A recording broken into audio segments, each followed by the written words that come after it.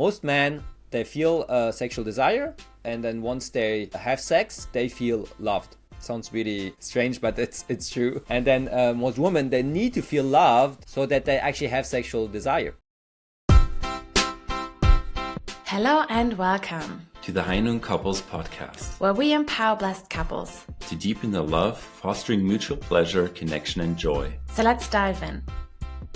Hi, Rafael. Thank you so much for coming to the High Noon Couples podcast. And it took some time to finally have you here, but yeah, we're glad you were able to take the time to be here. Yeah, hi Daria. Hi Sebastian. Thank you for welcoming me on this podcast. And very happy to be here. Yeah, thank you so much. So I guess it would be great to actually know who you are and what are you actually doing. So can you introduce yourself a little bit? Yeah, so I'm from France. I'm second gen and half French, half Austrian. But I grew up in Germany, so I consider myself as a European. And my wife is also French, Demilla. She is half French, half Swiss. And we live together in the east of France, actually very close to the German and Swiss border. We have been blessed for now almost 21 years next year. So it has been 20 years. Actually, we celebrate our 20 years this year. We went to on a retreat. I mean on a holiday together in Santorino. So that was really nice. And then we have 3 children who are 14, 12, and 9 years old. And currently my main occupation is I'm the national leader of the French community. But at the side, I'm also doing coaching, one-on-one coaching, group coaching. I also started again doing table tennis coaching, even though I stopped for quite a few years, more like as a side activity. Yeah, I don't know what else is important. I think you basically said everything. I mean, that's what I know of you. Okay. Yeah, and I think one thing that's actually very interesting also for this podcast is, I mean, on one side, you are already blessed for almost for 20 years and have a beautiful family. And I always see you guys on Facebook and posting really nice pictures of each other. And it's like that you two have really created a beautiful family, a vision or this. At what we as blessed families, or at least this is my impression. It's my impression that you two, you and your wife, and with your children, that you've really created this beautiful family, radiated to other people's, and this is kind of the. I don't want to put you on a high shelf or something, but yeah, please, don't. It's not 100% reality. Right, but I feel like people can look up to you or like coming to also to you as advice.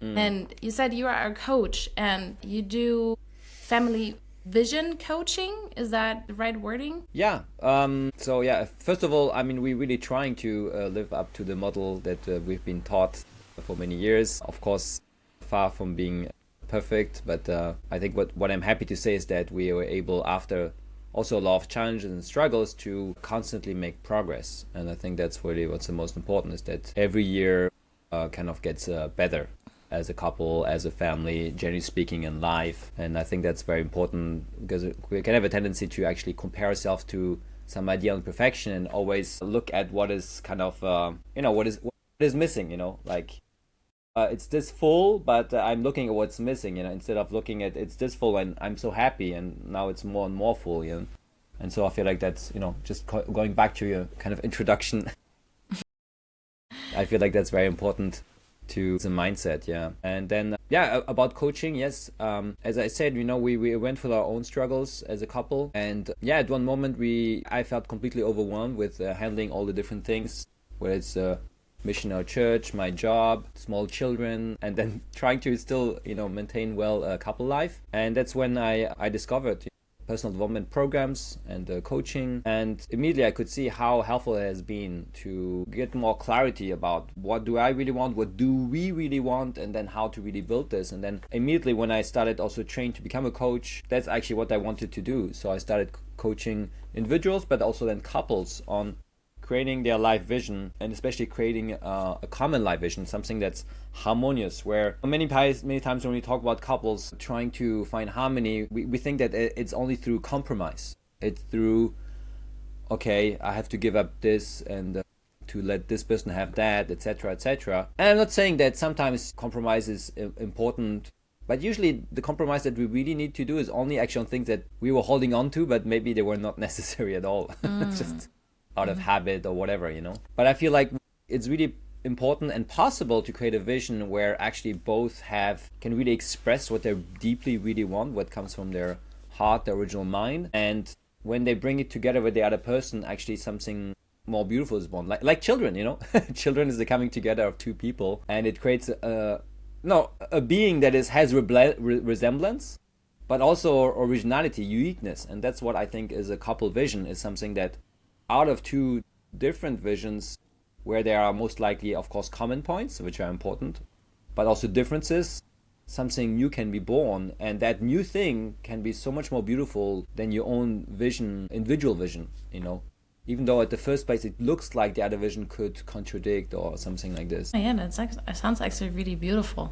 Like as you said, coming together like from different perspectives, a different family of origin. Yeah, not just family of origin, but backgrounds, like cultural background, and then coming together, and then instead of despite the differences or difficulties, but coming together and creating something beautiful like a child, but or a shared vision. So what makes, in one side that kind of explains already the first question, which is what makes a shared common vision for a couple or family important. I can add on to that. I didn't say everything about this, I would say, but from my experience as a couple, and most like your experience and couples listening to us have experienced, is that we can have many disagreements, happening in our daily lives, and sometimes it can be smaller ones or bigger ones. And what I've experienced, that once you have a clearly defined vision that you really took time to build and agree on, then so many small disagreements just disappear. Or when they come up, you have a clear kind of North Star. I think in High Noon we talk about North Star, right? That helps you to actually say, wait. What is my point of view, or what is your point of view, but what's our vision's point of view in a certain way. Like, it's a bit like God's point of view in a certain way, like instead of each person on their perspective. So it helps so much to overcome disagreements, whether it's small ones, which I often feel like they disappear more and more. They're always there. Disagreement is not a problem. It's a symptom of showing up, we need to clarify something. But definitely helps a lot on the bigger disagreements sometimes that we can have, and where you want to live, how you want to balance family and career and things like this, and really building something together. You feel like you're going in certain direction and not just going through life, like surviving, especially when you have young children. There's moments where you're so busy, you feel like you're just surviving, just making through there. And that's completely okay to have a period of time like this, but I feel like once we had clarified our vision, it was so much easier to even go through challenging times or busy times with more purpose and direction and peace of mind. For example, right now, we're in a phase of our life.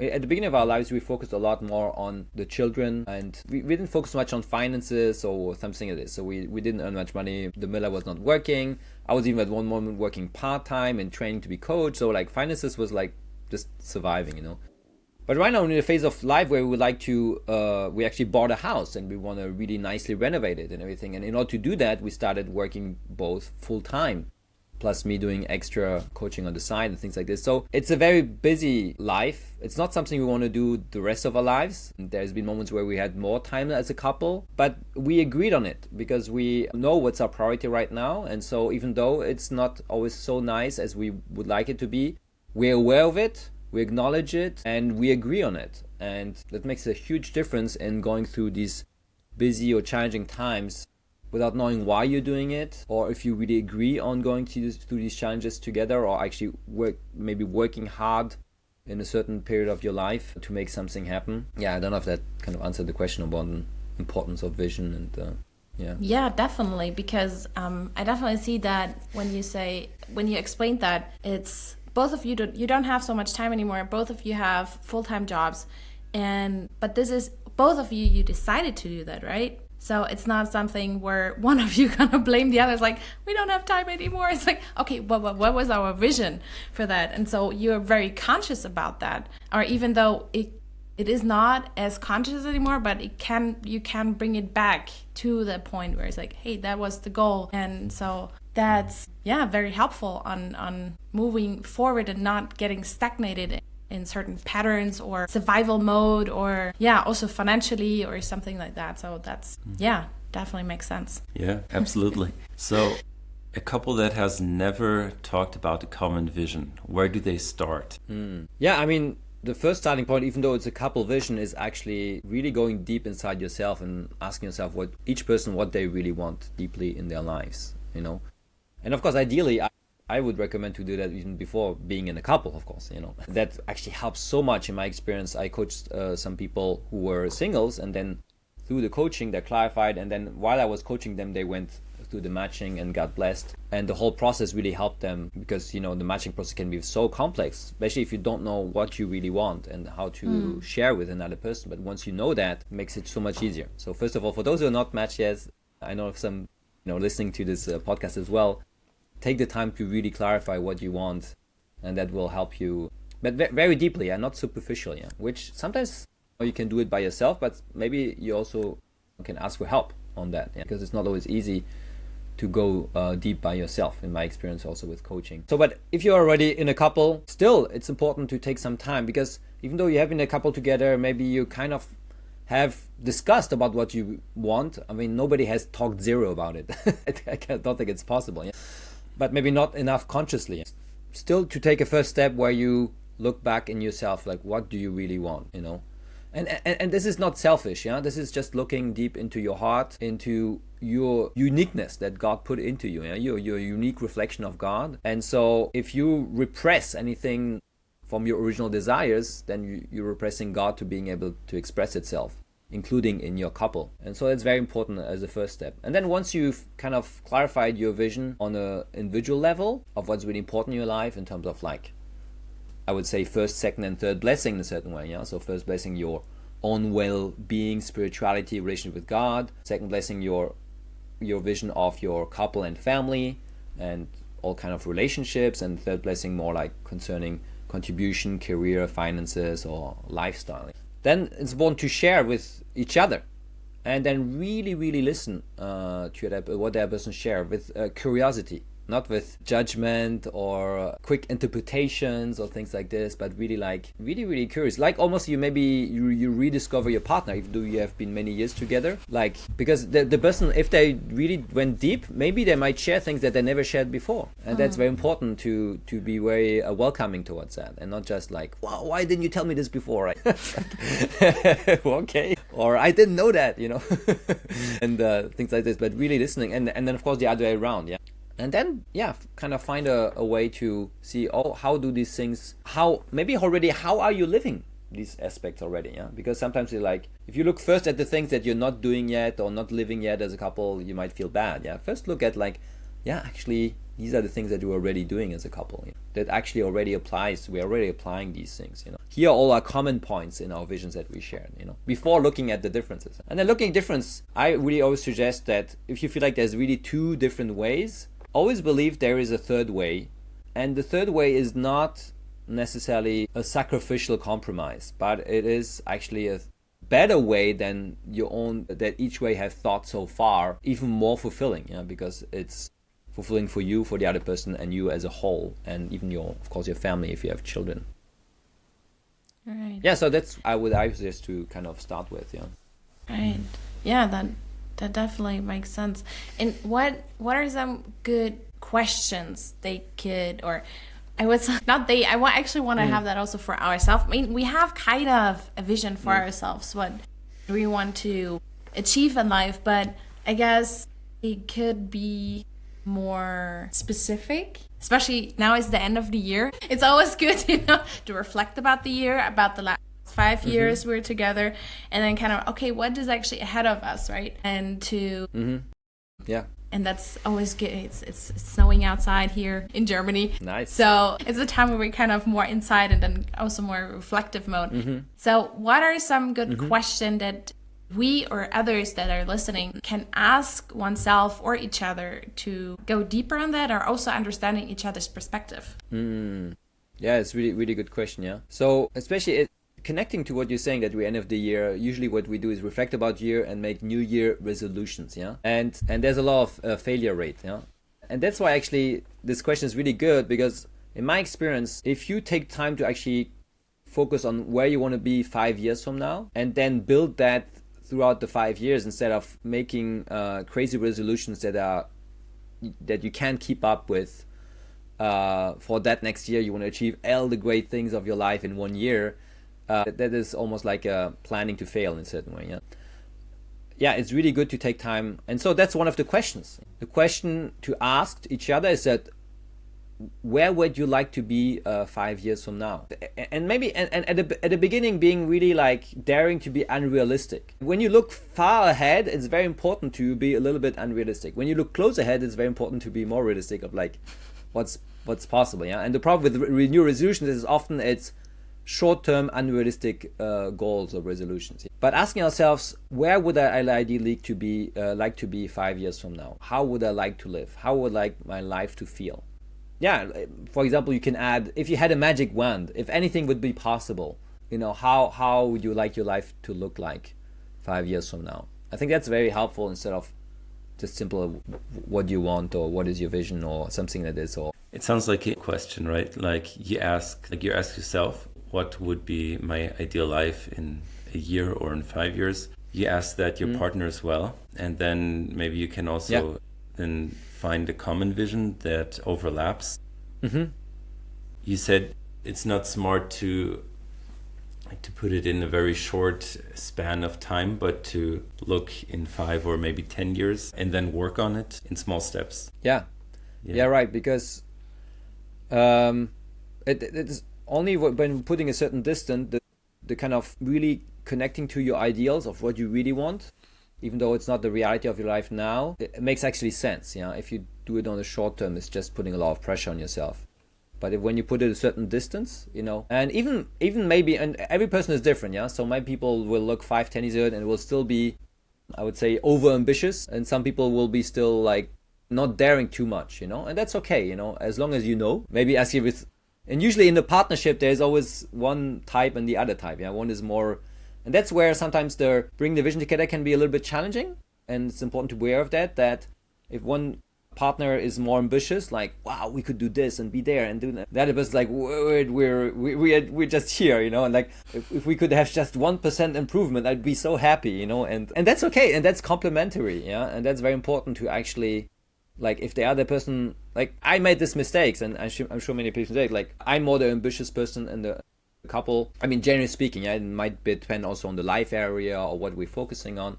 And the Miller had to tend sometimes to kind of, go back, like, wait, you want to go too fast or too far, or this is too much. In the beginning, I felt like, she's holding us back, or she's, why you, when I was feeling inspired about certain projects, like, I felt like, you're not encouraging me, you're not supporting or whatever, but with time now realize, like, this is exactly what is needed to balance my sometimes overexcitement in certain projects, or and things like this. And so in this process of vision creation, it's a moment where you can, of course, hit that problem, but also you can resolve it in a certain way by really taking the time and actually acknowledge, like, okay, maybe that's too much, like, maybe let's and here it's where it's important to find like a middle ground, which is not a compromise, which is, I think, just more wise, because one person is overambitious and needs to calm down, and one person is like not daring so much and kind of needs to learn how to come out of a little bit of their comfort zone, which is, they like their comfort zone, but it's not. This is not where necessarily happiness and fulfillment lies. I can relate so much with what you just said. Yeah. On one side, I could see that really with my parents, because my dad is really ambitious and he has so many great ideas, and then my mom is like, no, that's too much.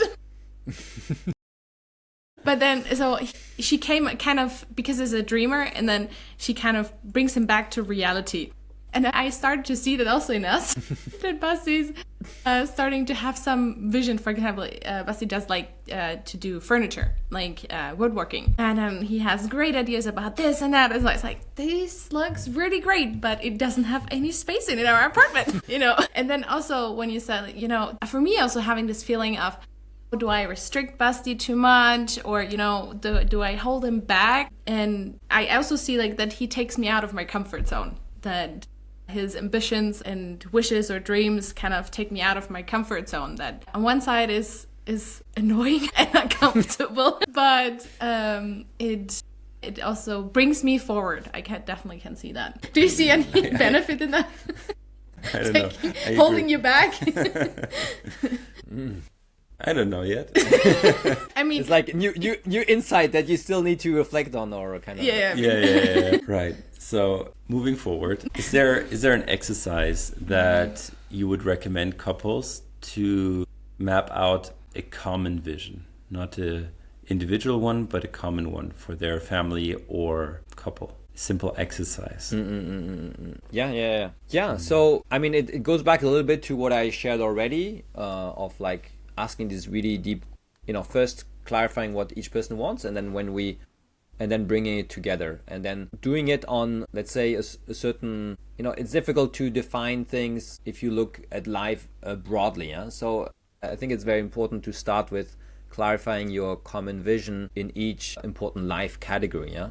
So it could be, once, for example, you have defined individually how you want your health to be, how you want your spiritual life to be, is then to look at it together and then look at it, okay, then how does this look like? What kind of lifestyle we want to live in terms of health, how we want to eat, how we want to exercise, or sleeping routine, whatever. And then on spiritual life, okay, what do you want, like in spirituality can be also very individual, like, when do we do spirituality individually, when do we do it together? And then taking couple life, how much time do we spend together, when do we spend together, what do we do together, how do we relate with each other, how, all these kind of things, really clarifying them together from both input. Then going to parenting, which is a very important aspect of life. When you're a couple and you have children, how do you want to educate your children, really getting on the same ground, and again really taking in each input, and then really, when there seems to be a contradiction, really taking the time to see how this is complementary. And then also, as I was mentioning, more like the third blessing, which is career, which includes then like how to also balance it with family life, and then finances is very important. A lot of conflict arise from financial decisions or financial management, but if you really take the time to agree on something, it really makes a huge difference. So I would say the exercise is not complex. It's really just defining what you really want as a couple in each area of life. The process of doing it can be difficult depending on, but it's important to take the time for it. That's the most important thing. And this time of the year, as you mentioned, could be a very good time. With Domilla, we always take at least once a year some time to go back deeply on our vision, where we at, what will be our priorities this year. And then on a weekly basis is more like updating, like, where we at, or what do we need to this week, or what, making our plans for the next few weeks or month, on how to move forward on this. You just mentioned categories, so spirituality, health, finance, children, upbringing. What other categories are there that come to mind? Other categories is social life as well.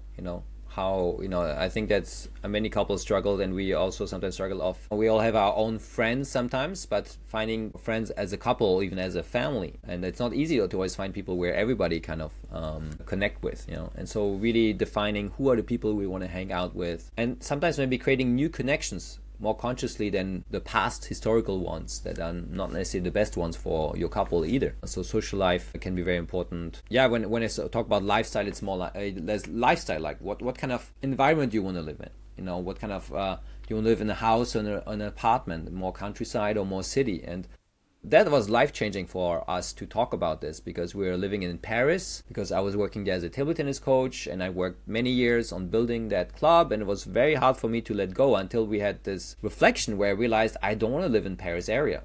I want to live in the countryside, like when I looked really deeply.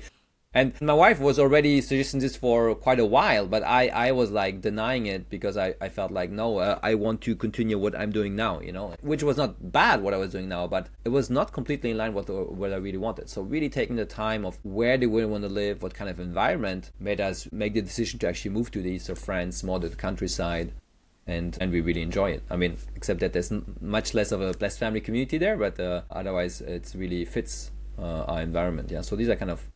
Then there's more individual life categories, like intellectual life, what you want to learn, how you want to grow, emotional life, how you want to manage your emotions, how you want to feel, character, which is more like individual development. But I feel like it's also important to work on this, because that's what your couple will depend on. What I feel like, even though we always had a great couple life and blessing, I feel like at one moment we were struggling because we were not growing individually anymore so much. And then when I started, I think about 10 years ago, I really hit the low point. I almost had the burnout, and that's where I started to work on myself. And then it made a huge difference then in the couple life. And then we also did, we started reading more books together and go through, programs and trainings, or listening to podcasts together, or individually. And both are very, very beneficial.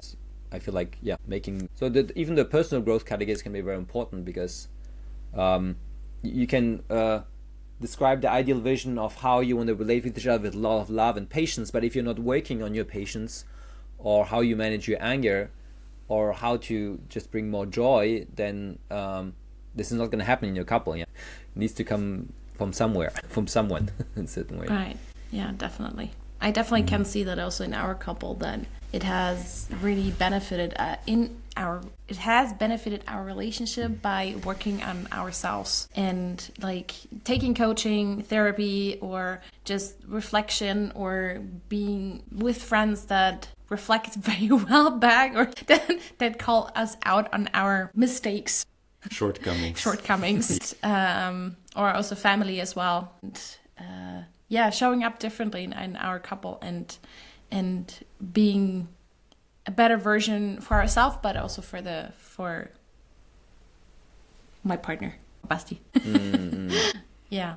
And one thing that really comes to my mind also as a question is that, we talk about differences and complementing each other, and as before with the description, men, at least with the men I have experienced, were very ambitious or very action-driven, and the woman, or I can relate to do myself, is kind of more laid back, or and the differences also is in the sexual intimacy, and this is where sometimes a bit difficult for me to see how, because men often is more, proactive, and for the woman it's sometimes really difficult on being proactive. I mean, I do know a handful of sisters in my surroundings that are actually more proactive than the men, but the majority is mostly that the husband is more proactive than the wife, and also with the sexual desires. So how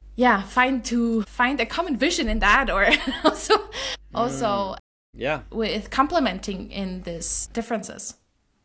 I mean, definitely the sexual intimacy is a very important point of fulfillment, but can be also point of conflict and tension or uneasiness and things like this. And I feel like the most important thing, even though of course sex is for both people to have pleasure and enjoy, is that what I find the most fulfilling is to see the pleasure of the other person. And so when you focus on that already makes things very different. When every person is more there to fulfill the other person's desires more than trying to fulfill their own, that can be very helpful. Which does not mean that fulfilling the other person's desires, we should do anything even though we don't feel good about it. So it means, like, if we have certain boundaries that we want to reach, if somebody has some desires that we don't feel comfortable with, there's a thin line, but an important line, between making some effort to fulfill somebody's desire and forcing yourself beyond certain limits that you don't want to go beyond in a certain way. It's very thin, but it's very important to make a difference. It's not about not making any efforts beyond your comfort zone in a certain way, but it's also not about like completely denying yourself, because anyway, your partner, no matter how much you try to fulfill their desire, if they see that you have no joy at all, if you feel really bad about what you're doing, this person is not going to really feel fulfilled. So I feel like that's very important, the fulfillment of the other person, but also our own ones. And really each person. You mentioned Mark Gungor before. Mark Gungor, I really love Mark Gungor with my wife. One of his trainings is laugh your way to a marriage. Laugh your way to a better marriage. And he does one session about intimacy. And he always explains that often men have more sexual desire, more active sexual desire and take initiative. But he's always saying like this sexual desire should be a reminder for men. He says that be nice to the girl. Like every time you feel like, it's like, because when you are nice to the girl, well, then there's more chances that she will also feel like she want to be intimate, because he explains very well how we work very differently, but that can be create conflict or be complementary. Yeah, most men, they feel a sexual desire, and then once they have sex, they feel loved. Sounds really strange, but it's true. And then most women, they need to feel loved so that they actually have sexual desire. Of course, there's always some men and women who are different, generally speaking. And so that can be very tricky. If the man is focused on his sexual desire so that he can feel loved,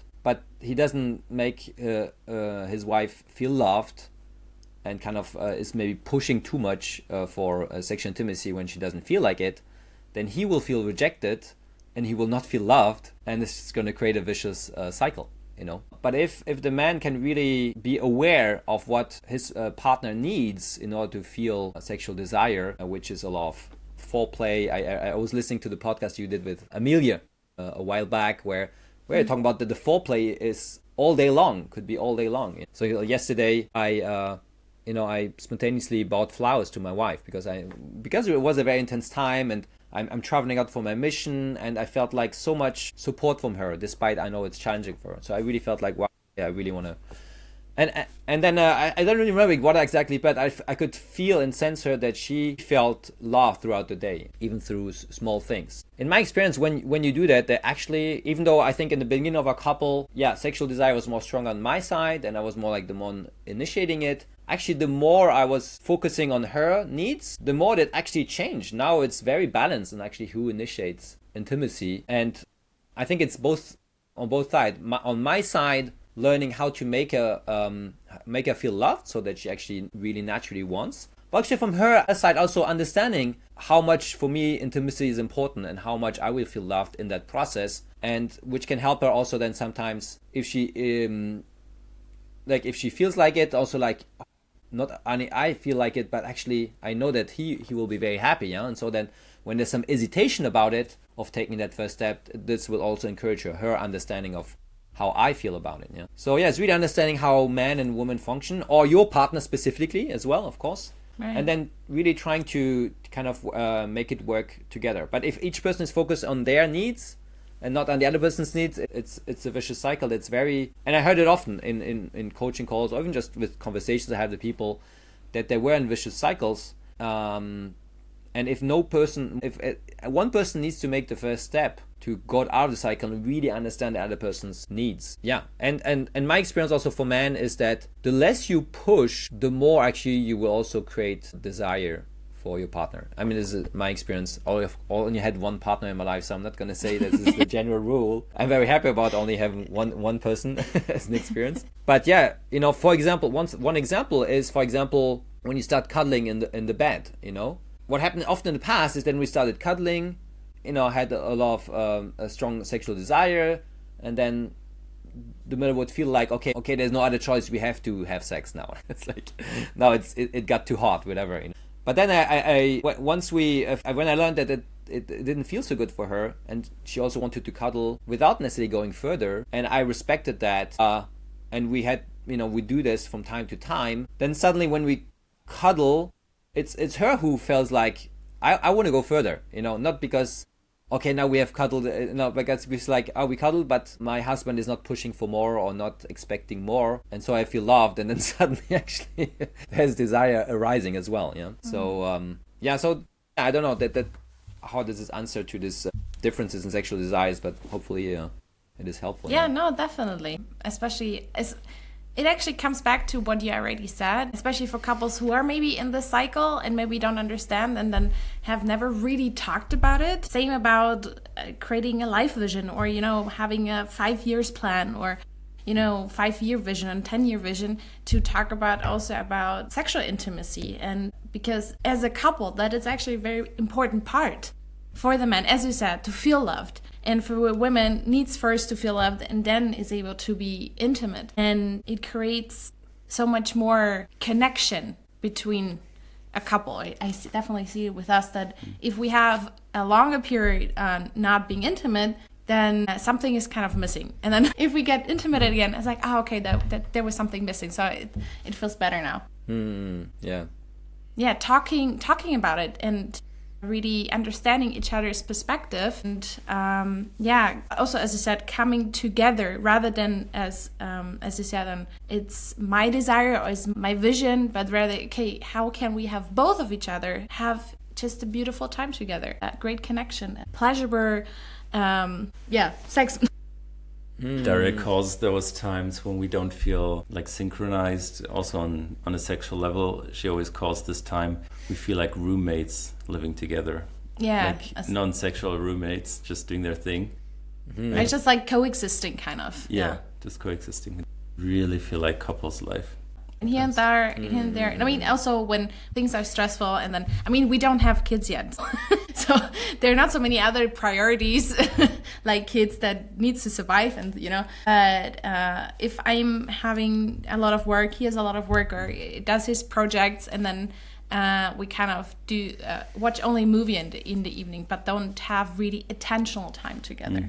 Yeah. I want to go back to general future vision. If a couple decides to start talking about it, we have many ideas now of how they could approach that. What is a common mistake you see with couples when they start talking about a common vision for the future? Yeah, it's a very good question. I would see maybe about three, maybe I would come to my mind now. One is actually not daring to share what you really want, what you really feel about the vision. It's like, I'm afraid my partner is not going to take it well, or I'm afraid that I share it, but it's not going to be fulfilled because it contradicts with something else. So it's going to only be disappointing to share it and not have it in a certain way. Yeah? But it's important to still share. Of course, sharing without expectation because what you share, first of what you really want is maybe still incomplete anyway until you bring it together. Yeah, overcoming these fears and really sharing. Second is quick interpretation of what the other person shares. It's quickly interpreting, like, you mean that this, but that doesn't fit this, and like very quickly reacting to what the person is sharing and not really understanding first and taking maybe it personally and things like this. Like, it's like, you mean that what I'm doing right now is wrong? Like something this or yeah, and the third is kind of very similar and kind of connected. Is quickly jumping to the contradictions, quickly seeing like, oh, but that doesn't fit what I want, or that doesn't fit this, or this is how this is going to fit with the other things, instead of looking for kind of possibilities, what's possible. It's like, oh, wow, you really want this. This is really important for you. So let's have a look together. How can we make this possible? How does this fit together and things like this? Yeah. So I would say these are really. On one hand, not daring to share, and the other hand, more like receiving it too quickly with interpretation and seeing the contradiction instead of seeing the possibilities. Yeah, that does definitely make sense with the one side not daring and being scared. I can definitely see with that having certain communication tools. Mm-hmm. Like, for example, safe conversation. I mean, there are a lot of others, but this is kind of, for us, really something that helped us in a lot of things, not to talk past each other, understanding each other, and creating this safe place to share. That's why it's also safe conversation. And then also, like, first to listen, really, is like, oh, what are you actually saying? Rather than it's like kind of getting triggered. So, thanks for that. So you have talked it a little bit in the beginning when you have a common vision, and then when there are difficult times or it's getting busy, stressful, and then coming back to this common vision, is that then certain challenges disappear, or kind of like, oh yeah, actually this is not important. Can you give a little bit of an example? What could that look like, or how it looked like for you? Because it was a bit difficult on seeing, for me at least, what that could look like. So just to make sure I understand the question, it's how does the vision help to go through challenges? So that's what you were saying. Is that the question? I mean, this is the question, more or less the question, but also on like when little difficulties what you had, and then when you came back to the vision, I was like, oh, it's actually not a problem anymore. Like, how did that look like for you in your relationship? Yeah. So First, there's one connection that is very indirect, very subtle, but very important, is that not having a clear common vision means often not having a really deeply fulfilling life. And then when a lot of conflict and tension are just a symptom of not feeling fulfilled, and it's not real disagreement. It's not about the conflict. It's about the not feeling fulfilled that creates conflict. And that's why once you have a life vision and you feel like you're moving towards it in a fulfilling way, a lot of conflict just disappears, because you don't feel like you need to almost like find an excuse of why you don't feel well. Like usually there's conflict arising and we need to find like I don't feel well, because he said that, or this is happening, or whatever. But actually there's something deeper going on. So once you resolve that deeper level, then a lot of superficial tensions just go away.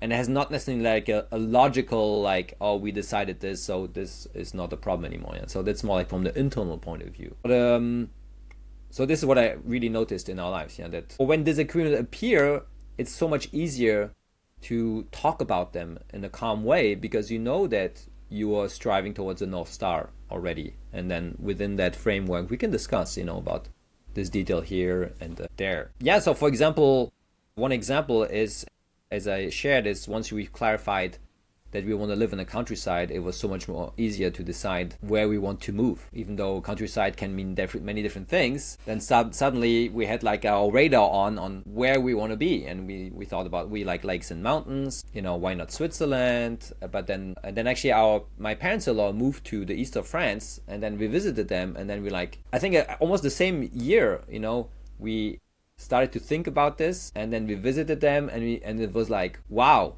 okay, yeah, we never thought about the east of France, which is actually close to Switzerland but still in France. And yeah, once we've clarified the vision, suddenly you have very clear signs that show you where to go, what to decide, and things like this. So that makes it much easier. Even though before, when we were trying to talk about moving somewhere else in Paris, it was very complicated, a lot of tension, because I felt like De Müller was not recognizing all the efforts I've put in the table tennis club I worked in, and that I didn't want to let go, I didn't want to abandon, because she was focusing on the fact that she didn't want to live in such an area where we were living in and things like this. So, but once we really got clear of what we really want both together, it made it so much easier to talk about it, find ways to, and find the next steps towards things. And interesting is, like, we only moved like 4 years later. Yeah, that means like it's not that's the power of a vision. Like it was maybe not the right timing to move immediately either, even though we found like, oh, we want to move to countryside, oh, actually the east of France is great,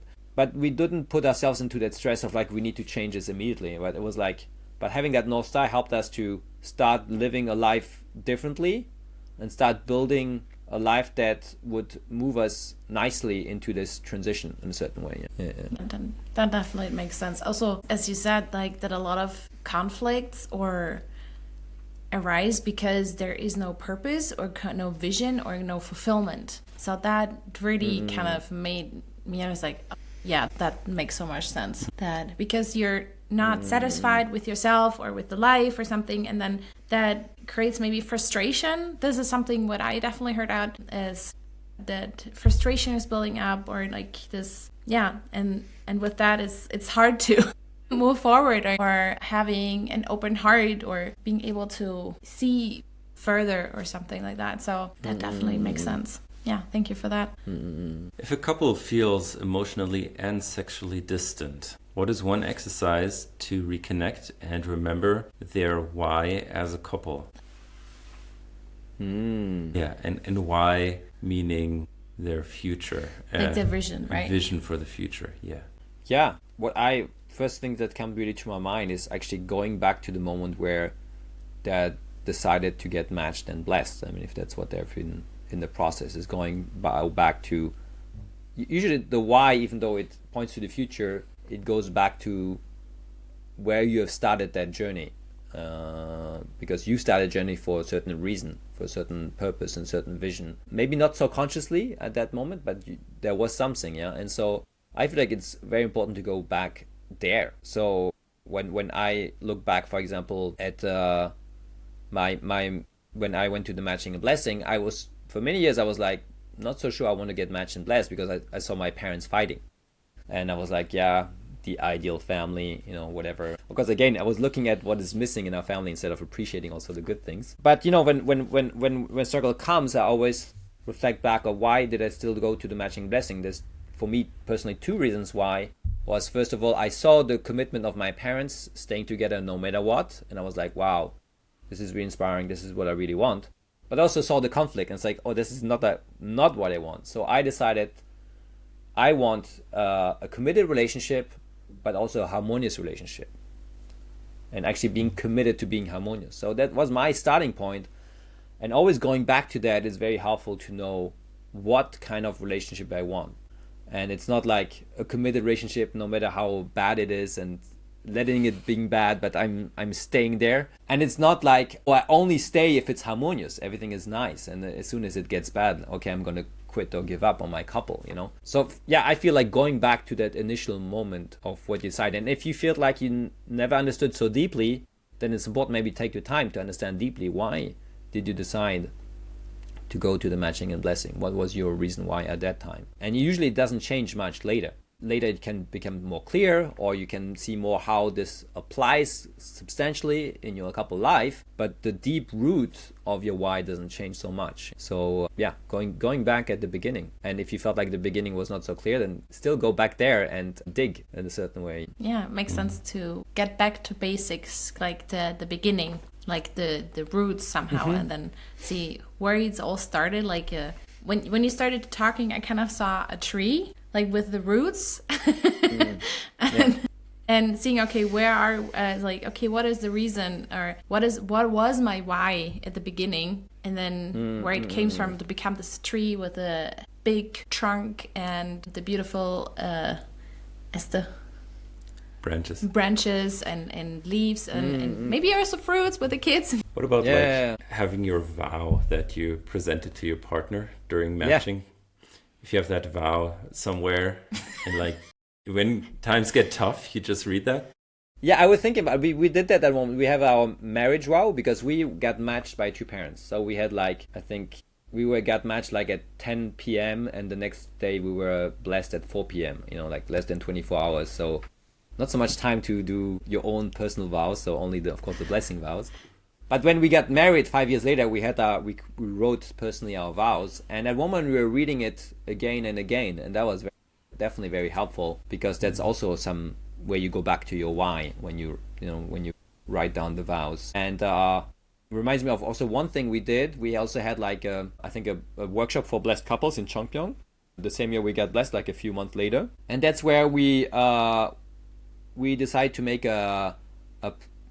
to ask the other person to make a promise of what's important to us, and the person made a promise. So I asked the woman at the time to always be faithful to God and parents, and she asked me to always love her no matter what. And so, for example, I always remind her, sometimes, even I say it in English, even though we're French, the sentence came out, I will always love you, and so that's a very important sentence for me. It's always important why for us as a couple to share, and that was very good to have that exercise at that time. We didn't have that.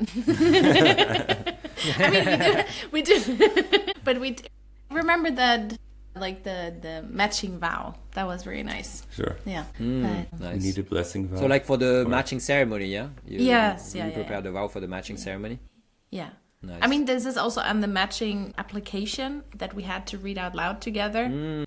But that was also something good. And I remember also like the kind of why for us, or at least for me, why I wanted to get blessed is really creating a family where Heavenly Parent can dwell, but also where this love is. Because my parents also, they have been fighting a lot.